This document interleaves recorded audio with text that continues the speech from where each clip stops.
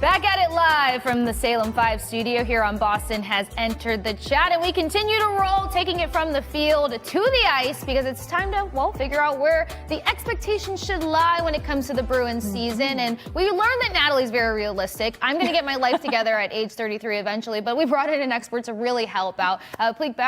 Pete Blackburn, joining the show to give us a scope of what to expect. I know, we've all been up since 4 o'clock this morning. What to expect for the Bruins season, but we have to start with the congratulations. You got married this summer. You joined, well, a lot of NHL players having their wedding day throughout the summer, and you didn't particularly come out unscathed, but how are you, and how did you start wrapping up your summer? I'm good. I'm no worse for the wear. It's great. Married life is great. Glad they're no longer planning a wedding, but everything's been good, and I'm ready for hockey to come back. So I've enjoyed the summer, but I'm ready to get back to work. Yeah, the itch really started to hit when it was like we've got those slow points of the summer, and it's like, well, what else are we going to talk about, or what storylines are we going to dig for? We don't have to dig any further, and this is a team that we really don't want to be hanging off our seat wondering what if and what could be. It's time to see what this roster can actually produce. So that just brings me to the first easy breezy question. Now that we're getting closer to training camp, where does your expectations lie in terms of looking at this roster, looking at the offseason moves? Like, how do you feel like fans should approach this season in terms of emotions and expectation? Well, I feel like the answer I keep giving is that it's not going to be as bad as last year, which is a very low bar to clear, honestly, because the team wasn't good and it wasn't entertaining and it was pretty unwatchable at points. But I think with the stability that they're going to start this season with, hopefully, like no Jeremy Swayman contract dispute, none of the, kind of the outside noise heading into the season, hopefully not as many injuries, especially on the blue line. I feel like there should be a little bit more stability. But I will say, like, the expectations for this team should be lowered a little bit based off of where they started last year, because this is not a team that looks like it's going to contend for, maybe a playoff spot. Like, they might be on the playoff bubble, but I would be surprised. I think that's on the higher end of expectations. So just, like, temper the expectations, be a little patient with this team. It's not going to look great all the time, but I don't think it's going to be unwatchable, and I don't think it's going to be horrendous to the point where they're at the top of the lottery discussion again this year. I like that term, a little more watchable. I mean, it's a real point, too, because you mentioned all the reasons that we were coming into last year kind of on the edge of our seats with the Jeremy Swayman contract extension, not really knowing what was going to happen there. As far as watchable goes, I mean, what do you think the most watchable point at the start of this season is?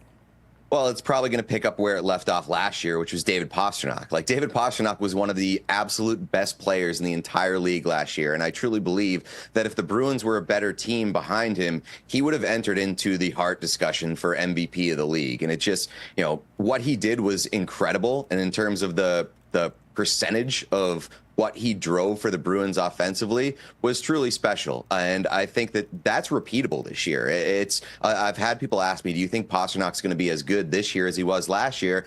I don't know if the answer is yes, but I absolutely believe the answer can be yes. I think he's that kind of player. If he's not the best winger in the entire National Hockey League, he's on a very, very, very short list that might only include Nikita Kucherov above him. So I think it's repeatable. The question beyond that is, where is the rest of the offense going to come from? And right now, we don't know the answer to that question. I don't think that's really been addressed to a degree that fans wanted it to be this offseason.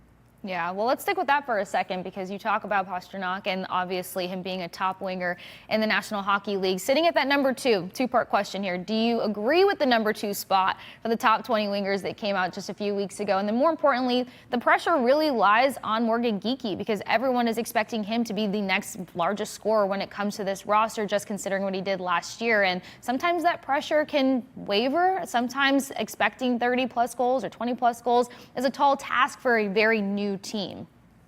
Yeah, and for Morgan Geekie, I don't expect him to shoot 22% for the rest of his career. Like, that's going to be a pretty tough thing to replicate. But what I will say for Morgan Geekie is that he constantly puts himself in positions to succeed. Like, he did not just ride David Pasternak's coattails that entire season and was just gifted 30 goals. Like he earned a lot of those goals. Like, he has a great shot. He works really hard, and he earned his spot on David Pasternak's line.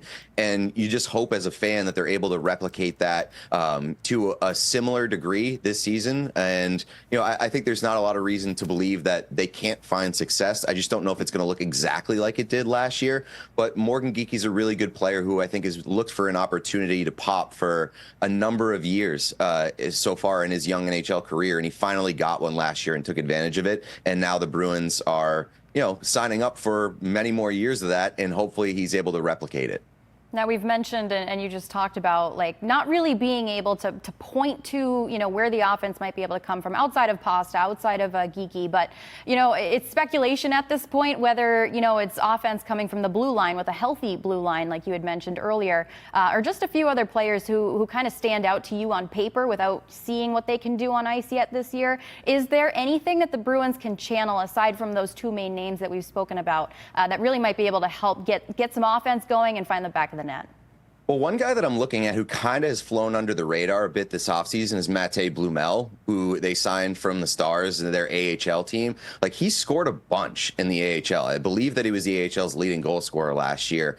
And so that's a guy who can put the puck in the back of the net. It just hasn't really translated or carried over to the NHL level, but he hasn't had a ton of opportunity at the NHL level as well. So maybe with a team that's looking and desperate for goal scoring and where he might have a little bit extra leash, he might hit here. And so I'm keeping an eye on him. He's one of those guys that, you see a lot of these AHL guys score a ton at the lower level, and then they just can never find it at the NHL level. You hope that doesn't fit his profile.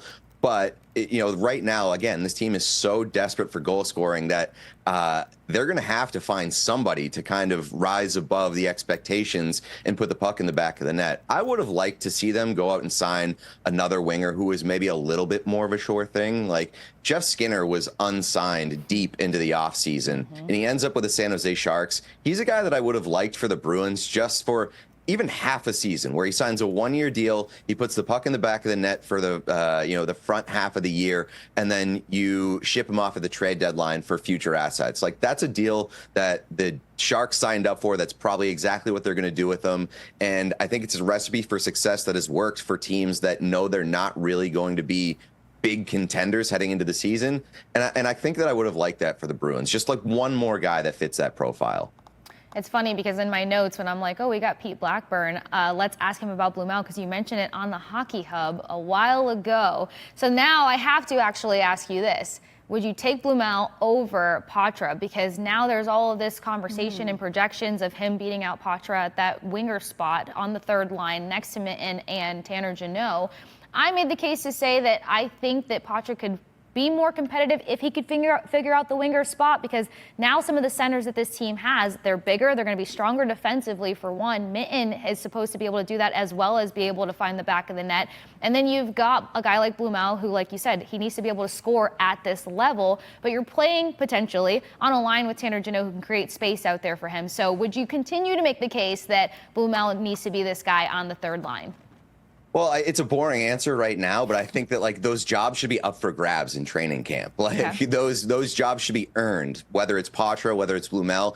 It should not just be given. Like, this roster is not good enough, and it's not established enough to really hand off spots. So if Patra comes in and he earns that spot, and I do like the idea of him working on the wing until he kind of rounds out his game and becomes a more reliable guy down the middle, I'd like for him to build his game on the wing. And I think that those center spots are not locked up by any means. Even Kasey Middlestat at the 2C, Fraser Mitten at 3C, Sean Corelli at 4C right now. Like, I don't think any of those are rock solid. So if he comes in and has a really, really good camp and makes it hard to give away that roster spot or give it to somebody else, then by all means, give it to Matthew Patra. But he has a lot to prove based off of what we've seen over the past year or so.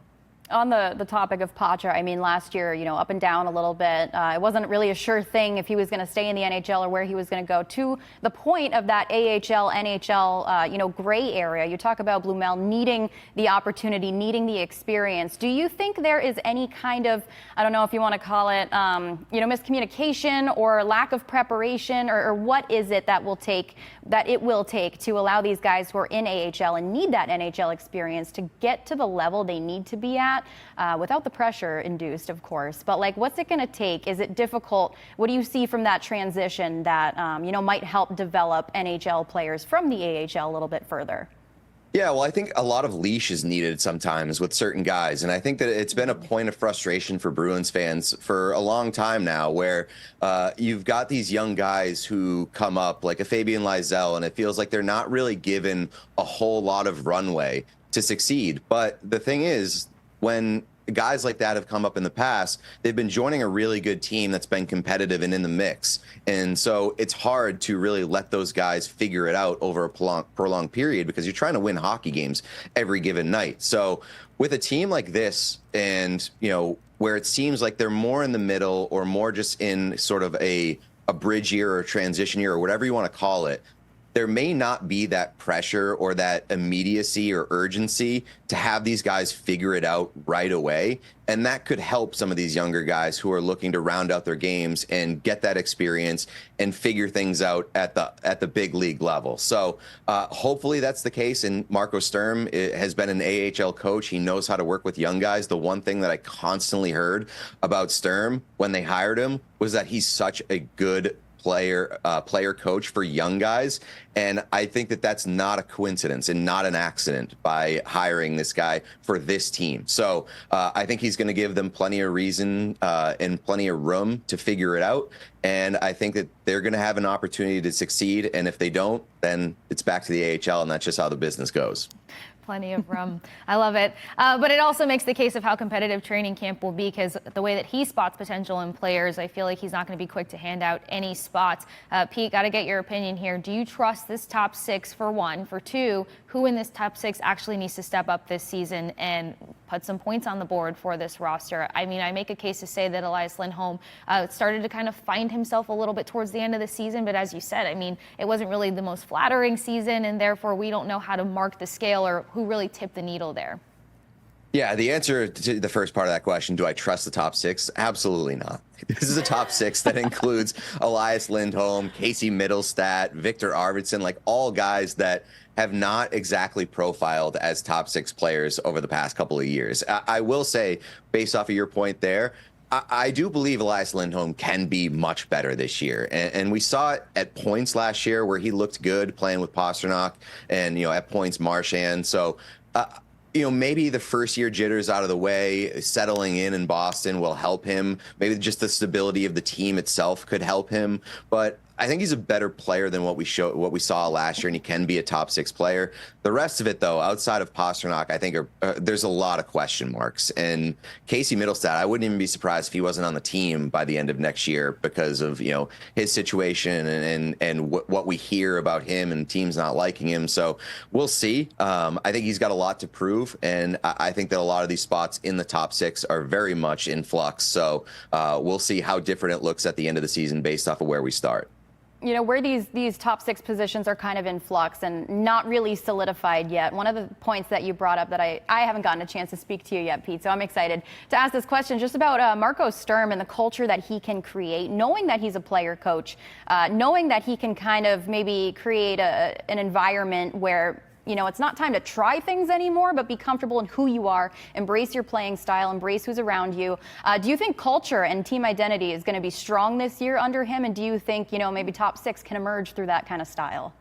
I think it needs to be strong this year. I think that that's one consistency that the Bruins have had for a long time. And now it seems like it's kind of been removed from the equation because a lot of these guys are gone who helped build that culture. So they need that culture. They need that stability, and they need that identity that they kind of lost throughout last year. Like I think the identity was a big focal point of this offseason, which is why you went out and got guys like Tanner Jeannot and Mikey Eyssimont. Like they want to get back to being very, very difficult to play against. And I think that Marco Sturm knows that and knows that that's what the front office wants from him. So he's going to drive these guys. And again, like he's known as a player's coach and a guy that his guys really like playing for, but that doesn't mean that it's going to be easy on these guys. I absolutely believe that Marco Sturm is going to really drive these guys, and he's going to want this team and this identity, even if they're not the most skilled or successful team in the world. He doesn't want to be an easy win on a calendar, and that's what the Bruins, I think, are trying to accomplish this year. Okay, so we're hoping and thinking that we can get a little bit further above 76 points closing out a regular season. You mentioned the identity of becoming difficult to play against, and that's one thing that I think some of us can find with some confidence in. How do you think the Bruins fare in the Atlantic Division alone before we kind of branch out to the East? Because there's a number of teams like the Florida Panthers that just continue to maintain their roster. For that top 20 list, you got 3 players off the Tampa Bay Lightning. That's not biased, everyone. I swear I didn't make the list. But how do you think a team like this, who will be difficult to play against, who might be a bit more stout defensively, Swayman has something to prove, fare in the Atlantic Division? Yeah, I believe in all those things, but I still look at the Atlantic Division, and I think the Bruins are one of the 2 worst teams in the division. And it's not necessarily a massive indictment of the Bruins. It's a little bit of an indictment against the Bruins, but like the Atlantic Division is really good. And there are so many teams there that, like, you know, if you want to break it into tiers, you obviously have the Florida, the Tampa, and the Toronto at the top. And I think that those are the clear best teams. But Montreal took a huge step last year. They're a really young team that surprised people, and I think they got better this offseason. I think you look at Ottawa, they took a big step last year. Whether they continue that, we'll see. But Linus Ullmark was great for them down the stretch, and I think that's a team that could continue forward momentum. You've got Detroit, who finally seemed to figure out their goaltending. I think they've got some question marks as well, but like they're maybe in the same boat as the Bruins and the Sabres. Like I think that's the bottom tier of the Atlantic Division. What I will say is I think that any of the teams in the Atlantic Division could be in a playoff mix towards the end of the year. You know, obviously that's probably not going to happen, but I think on paper, they're all good enough to at least be in and around the playoff bubble. And that's going to be tough for teams to separate themselves, especially a team like the Bruins, who seems like they're kind of towards the bottom of the barrel right now. And I do want to bring up the goaltender conversation. Of course, your team is as good as your goaltender. The goaltender's got to be in there and competing every night to keep you in the game. But Swayman, I mean, I do want to ask about him. Going into last year, we weren't really sure where things stood. This year, we know what to expect. But I want to ask you, what do you need to see from Jeremy Swayman to feel confident in this team and know that they do have that postseason push alive, I guess? Yeah, I think that he's going to benefit from the stability, both in his own situation, but also the blue line, if guys can stay healthy. Like, it's easy to forget that Charlie McAvoy and Hampus Lindholm missed huge chunks of last year. And you want to critique Nikita Zadorov for the first year that he had, sure, go ahead. But, I mean, this is a guy who played tougher minutes and tougher matchups than he's probably built for, and more that he was brought in to face. So a real tough set of circumstances for Swayman last year. And it's important to remember that, like, from December to February, he was one of the best goaltenders in the entire National Hockey League. He was hovering around like the .915, .920 save percentage mark. And that's when things kind of seemed like they were maybe getting a little bit steadier for the Bruins during the course of last year. And obviously the bottom fell out, and it wasn't great to finish off the season. But I believe in Jeremy Swayman being that kind of guy again, a .915. If he ends up around .915 for the save percentage, I think you're more than happy with that based off of where goaltending has sort of progressed in the NHL over the past 5 to 10 years. And like, that's a mark that he would absolutely be earning this contract. And I think that's going to be a huge pressure point for not only Jeremy Swayman, but the Bruins fan base and organization as a whole this year is, what does Jeremy Swayman look like? And is that contract going to look like a mistake in year 2? Because year 1 obviously didn't go to plan, but there was enough that was moving around that you could say, all right, maybe this is just an outlier year. Now year 2 is when you start making your determinations on whether or not that contract was a mistake. And so there's a lot of pressure on the goaltending position. Yeah, 100%. And it all comes back to the importance of training camp, which is where we'll finally learn where this team could potentially lie. Pete, thank you so much for taking the time. Make sure you guys check out Pete's podcast, What Chaos, as well as check him out on CBS Sports, correct? Because that's where you go talk about the league as a whole. There is going to be a lot of exciting things and surprises. A number of teams drafted extremely well, so make sure you keep keen on Pete's content. Pete, thank you so much for waking up with us here on Boston Has Entered the Chat. Thanks for having me.